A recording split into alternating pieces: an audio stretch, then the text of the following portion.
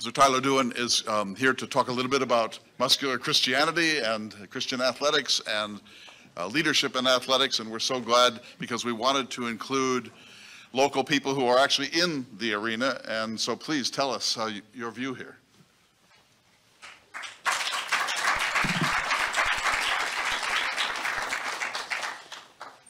My name is Tyler Doohan, and I served the campus of Dickinson State University for almost a decade through the Ministry of Fellowship of Christian Athletes. And to be honest, when I got the call to say, hey, Tyler, would you be available to come and speak on muscular Christianity, I thought it was a setup because it's a female voice on the other end of the phone, and I'm like, in today's day and age, like, am I being set up, or is this like the real deal? I'm thankful this is the real deal, and I'm thankful for the time served here at Dickinson State University. Normally, this is the point where I would say, welcome colleagues, fellow students, faculty. Well, none of that works for me because I'm neither. So today you are all friends. Is that okay? And I've never had an enemy longer than one conversation. So at the end of this, you really are my friends. Today's invite is pretty special for me. We can go an entire lifetime without understanding the impact that we have during different seasons of our lives. And so to the coaches of DSU who thought that I would be a good fit for this, I thank you. It was a joy and an honor to serve you and your teams for almost a decade.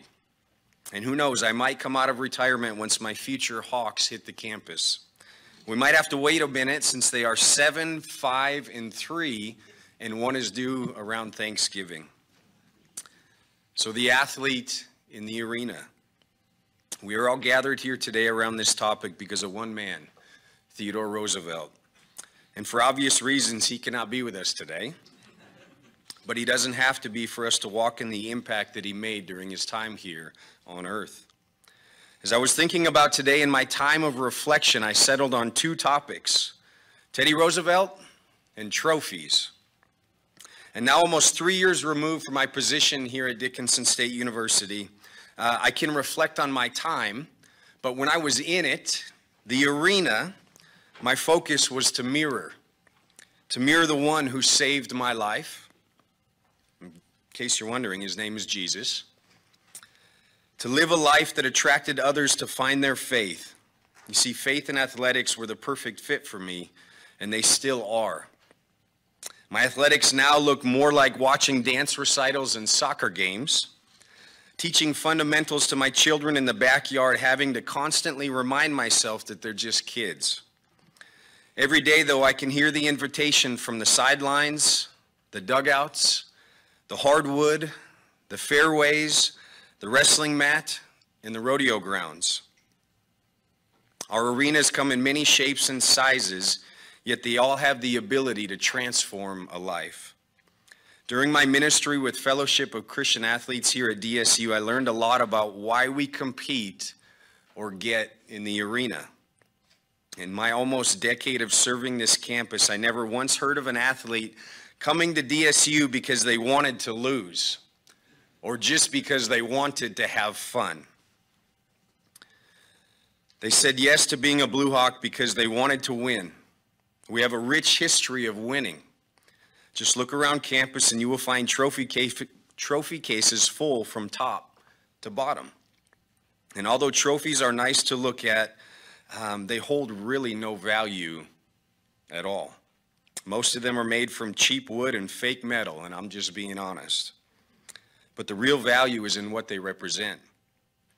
Every year, this school honors a different team from the past and puts them in the Hall of Fame. Old teammates gather to be celebrated as they should. They reconnect and share stories. They catch each other up on life and family, and they say yes to relationship. One thing is missing, though, the trophy. Not once have I seen a group of athletes huddled around talking, and right there in the middle is this piece of metal and wood. You see, trophies represent relationship. As the leader of Fellowship of Christian Athletes, relationship with athletes and coaches was my goal. I wasn't coach or teacher fellow student, or roommate. I was neutral. I was a shoulder and an ear, as well as a voice of encouragement. My investment into someone's life was not dictated by wins or losses, and if I'm being honest, it was in the losses where we bonded on a deeper level. Some of our athletes at FCA did not win trophies, did win, but others did not. And it was a joy to watch men and women navigate the emotions of it all. I was not the one competing on the field or on the court, yet daily I had an opportunity to win. See, trophies represent relationship. There are two F words that come to mind when I think of Teddy Roosevelt: family and football. We will start with the lesser of the two, football. Did you know that Teddy Roosevelt saved football? Shameless plug, if you haven't read the book, go ahead and do it. It'll bless you. And yes, that sign out there says that he played a minor role, but this is about Teddy, so why not lift Teddy up a little bit? We could also thank Mr. Camp for his contribution into the sport that really changed my life. I would not have had the opportunity to compete at the collegiate level or be involved with FCA had it not been for Teddy Roosevelt hands involved with athletics. I believe that Teddy knew then what I know now.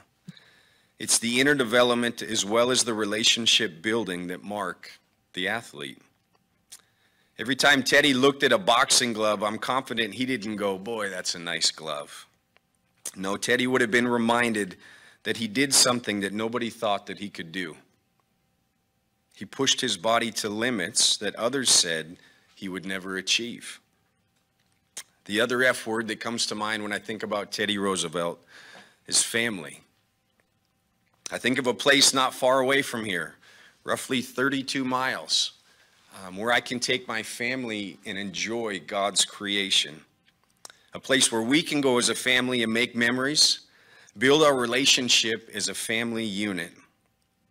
And I think of all the athletes that have now transitioned from athlete to husband and wife to mom and dad. That family I created while serving DSU in the faith realm still has my ear, my shoulder, and my voice. My encouragement for them no longer is shouted from the stands, but it's around dinner tables, births of new children, buying homes, starting new careers, etc., etc., etc. And last but not least, when I think of Teddy, I think of DSU family as a whole. We are blessed with a smaller campus, which allows the opportunity for relationship. Just like Teddy was forever grateful for his time spent in North Dakota, I will forever be grateful for the time and investment into Dickinson State University. Muscular Christianity. I heard and I caught the glimpse of what muscular Christianity really is today. And the story went like this. Teddy was lowering his children out a window by a rope. Muscular Christianity is an invested father and mother into parenting, right? Muscular Christianity looks a little different, yet mimics and mirrors the same as what they were trying to portray, right? The athletic ministries that exist today, Fellowship of Christian Athletes, Athletes in Action, CAC, which is the Catholic ministry, speaking to the Catholic question earlier, they are seriously focused on developing the athlete, but I would say that that takes back seat to the faith of such athlete, because without faith, you're just a body. But with faith, I've seen the athletes of Dickinson State University overcome tremendous odds. Muscular Christianity looks like me having a conversation with a fifth-year senior in the middle of the season, wondering, am I supposed to continue playing? I said, I cannot answer that for you, but God knows, and he'll answer your question. So through prayer, through time spent together, they're making hard decisions. Muscular Christianity looks like a mob of people coming to arrest Jesus in the garden. And quick draw Peter cuts an ear off. And Jesus could have said, yeah, get him, Pete. But he did not. He grabbed an ear, he reattached it, and he healed the man.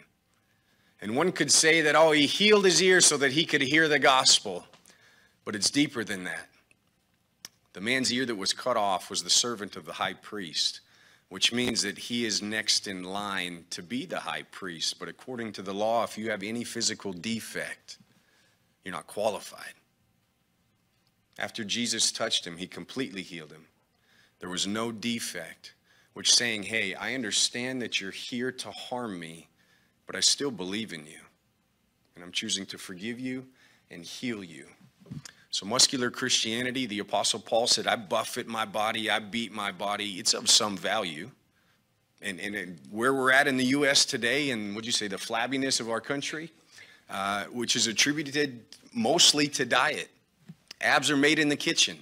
You could eat healthy and look like you work out 7 days a week. This is just a truth and a reality.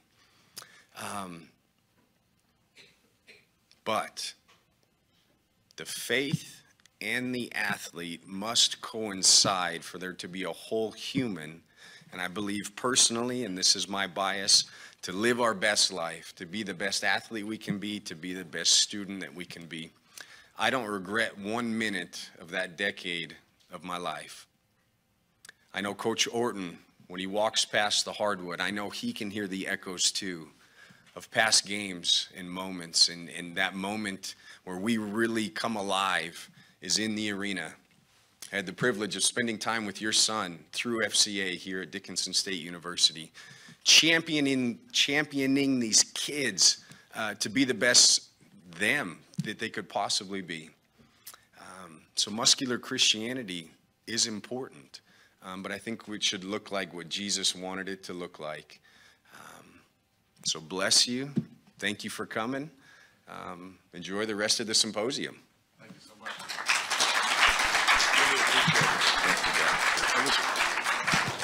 We're going to take a break in just a minute. Is Alyssa here?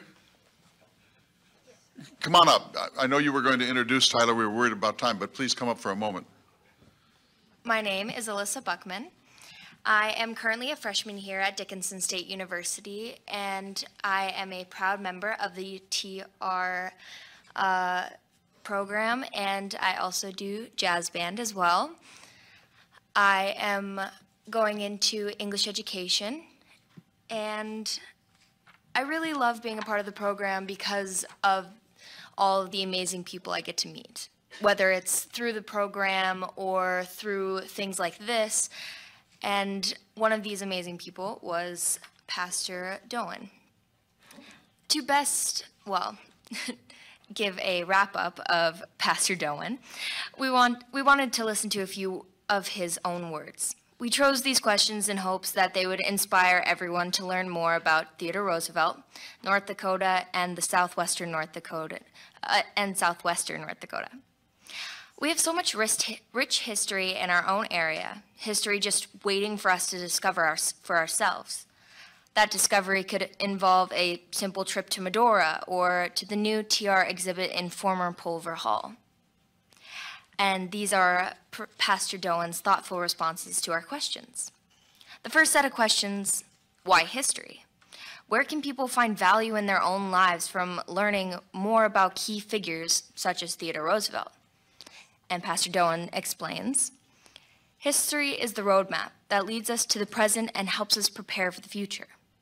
When we take time to learn about key figures such as Theodore Roosevelt, we have the opportunity to find ourselves in their stories.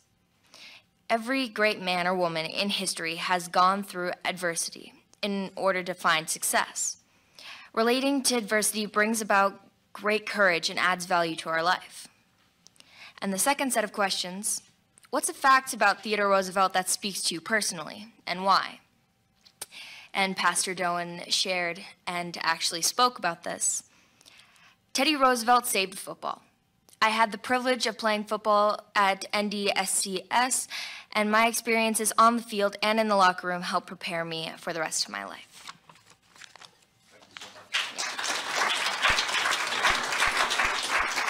So, Chris, take us to our break. We're going to take 15 minutes. So, It's long been said there's no more dangerous spot for a speaker than right before people go to food. So I will always be brief, and whenever you see me stand here, there's food. So a couple of quick things for me. I want to thank, of course, the staff of the TRC, President Easton and the staff here at Dickinson State for making this possible, Rob and Melanie Walton for the generous donation. I'd like to mention that one thing came up here that there's good news. We recently created a new partnership with the Simon Greenberg Collection. Grinberg, sorry. I knew I would say that wrong. It is a collection of Pathé newsreels, and about 100 of them involving Theodore Roosevelt. So there was a little concern about not being able to find film about Theodore Roosevelt. We're beginning the process of gathering the collection and taking it through our process of adding metadata to it. It will begin posting on our website later this fall. So there are brand new films that are really, really old films but haven't been seen in a long time of Theodore Roosevelt that will be available on the website. And just to repeat what President Easton said to all of you out in the world, we are always looking for ideas, not just for symposium, but for our collections. Contact me, contact any of the archivists. We're always happy to talk, and occasionally things will just fly over the transom like that, where our archivists hadn't seen many of the films.